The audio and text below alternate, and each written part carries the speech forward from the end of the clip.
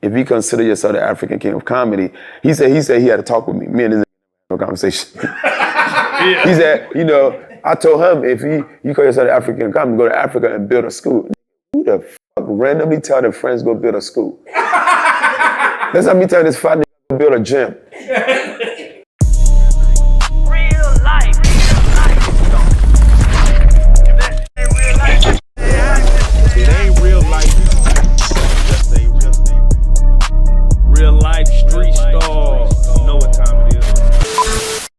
Now, one of the things to harken back to that Katt Williams interview, he said something about you using a fake African accent. He said you're a real African with a fake accent.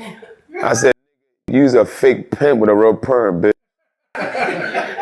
So, you know, the thing about Katt, he's never been to Africa. Right. We don't know what, there's so many different countries, you don't know what each African is supposed to speak like. Right. We don't know how. You know, Liberians people speak differently, Ghanaians speak different, Nigerian, Mali, we all different. You cannot tell me how I'm supposed to speak or what a real accent should look like. You never been to Africa. Right. You know, he just, like I said, Katt was mad at me. He was putting everything together he could do to torture my ass. You know, and one of the crazy things he said that was such a big lie, you know, but he wanted to attach himself to something positive. Like, you know, his interview, he roasts people and he tried to make himself look so good. He said, when I go to every city I go to, I make sure I leave 10% of my money, whatever he said. Yeah, on drugs, motherfucker. You the drug dealer. 10%. You make 100 grand, you spend $10,000 on drugs, motherfucker. That's not leaving money for the city, you know. Then he said,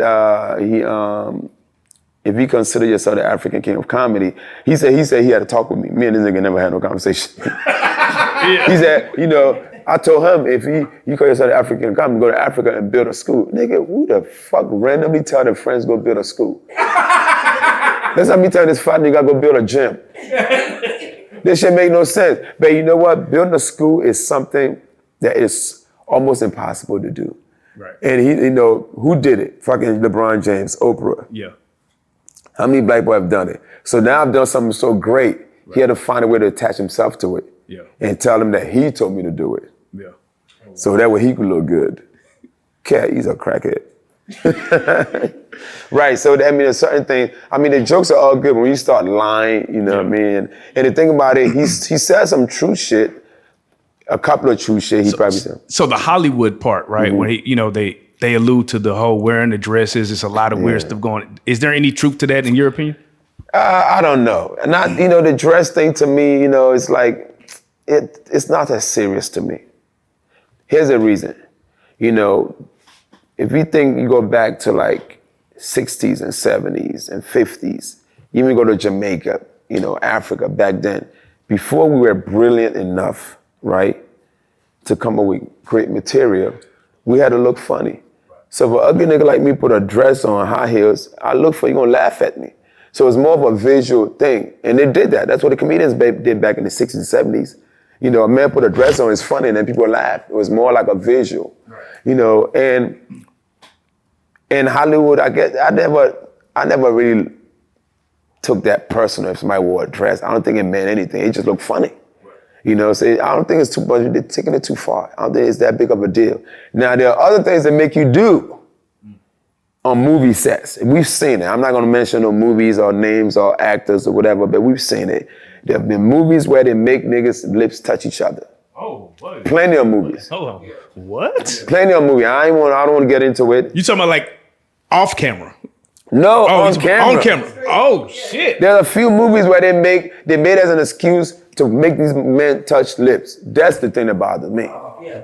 You know what I mean? But like putting a dress on ain't shit. You just that day is what makes me say, okay, they trying to do something to you, or you sign up for something.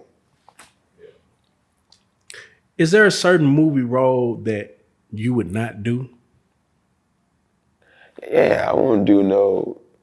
One of my favorite movies is Pulp Fiction. Right, where that scene where Vin Raines got fucked in the ass, he ain't anybody doing that. You know, fortunately for a nigga like me and like Katt and Eddie Griffin, we are comedians first, right? We make our money from comedy. You know what I mean? This is if Hollywood saying they ain't ever gonna put me in a TV show or give me a movie, I don't give a fuck. I make good money going and telling jokes to my fans, niggas that love me and trust me and believe in me. I get my money from y'all. You know what I'm saying? So if nothing happens, I will always have these people. As long as So with Hollywood, there's some people that are just actors. That's their bread and butter. They don't only if they ain't acting, they ain't gonna eat. So I'm not sure what they have to do to keep their jobs and do all that shit. You know what I'm saying? But like just certain people, when they just get to certain levels, I'm like, why are you doing that? You have millions of dollars. Why you gonna let them niggas do that to you? Why you gonna make you do this scene in a movie? Why would you let somebody fuck your ass in a movie? You know what I mean? Real life. If that shit ain't real life, It ain't real life. Just say real. Real life street stars. Know what time